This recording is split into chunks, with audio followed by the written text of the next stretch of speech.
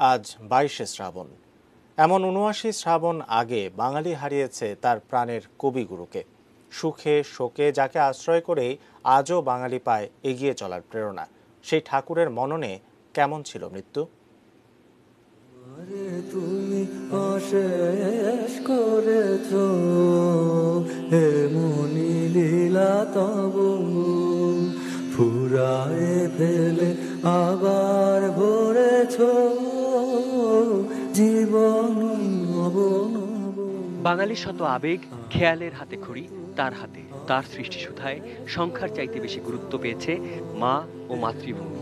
বাঙালির জাতিসত্তায় হিন্দু মুসলিম দুই সম্প্রদায়েরই সমান অংশীদারিত্ব গেঁথেছেন আপন মহিমায়। সেই সাথে আধ্যাত্মিকা বা প্রেম প্রকৃতির রূপদর্শন কিংবা নেহাত যাপিত জীবনের আবেগ অনুভূতি কি নেই রবীন্দ্রনাথের।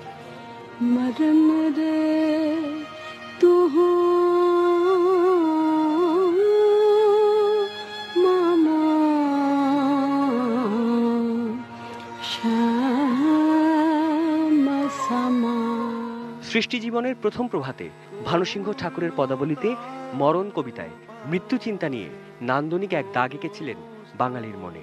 আর পূজা গানে মৃত্যুর অনিবার্যতা অকপটে জানিয়েছেন।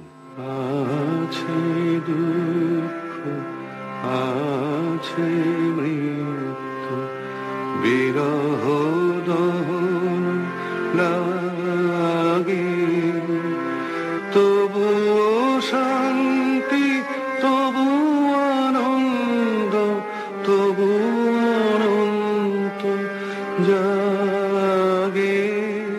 রবীন্দ্রনাথ বাংলা সাহিত্যকে যেমনি এনে দিয়েছেন বিশ্ব স্বীকৃতি, তেমনি মানব জীবনের প্রতিটা স্তর উন্মুক্ত করেছেন বাঙালির প্রাণে। বিচ্ছেদ, হারিয়ে যাওয়া ধারণ করেছেন। বালক বয়সেই মায়ের মৃত্যু, পরবর্তীতে সন্তান ও স্ত্রীর অকাল মৃত্যুর শোক লালন করেছেন আজীবন। জন্ম জমিদার ঘরে, অথচ বৃত্ত পাশে ফেলে তার প্রশ্ন, কোন পথে এই জীবন? এ পথ গেছে কোনখানে গো, কোনখানে তা কে জানে, তা কে জানে।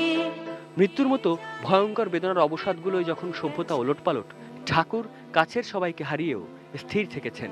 কবির মৃত্যু দর্শনের নানা অনুষঙ্গ প্রমাণ করে অন্তরের প্রচুর ভাঙচুর উপেক্ষা করে সবকিছুকে বিদায় জানিয়েছেন। অজস্র মৃত্যুরে পার হয়ে আসিলাম আজি নবপ্রভাতের শিখর চূড়ায়। জীবনের শেষ জন্মদিনেও তার দেওয়া শেষ ভাষণটিতে মানুষটি নিজের না বলে গেছেন সভ্যতার সংকটের কথা। বলেছেন মানুষে বিশ্বাস হারানো পাপ। For the cheap price of individual profits or be shattered away by the unholy competition.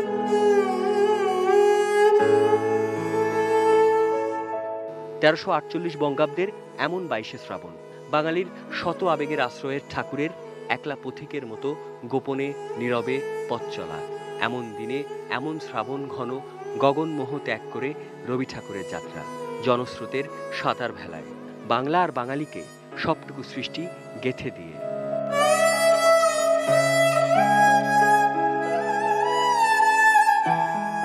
কবিগুরুর ৭৯তম প্রয়াণ দিবসে প্রাণের প্রণাম। সাদাত হাবিবি সেতু, HA নিউজ, ঢাকা।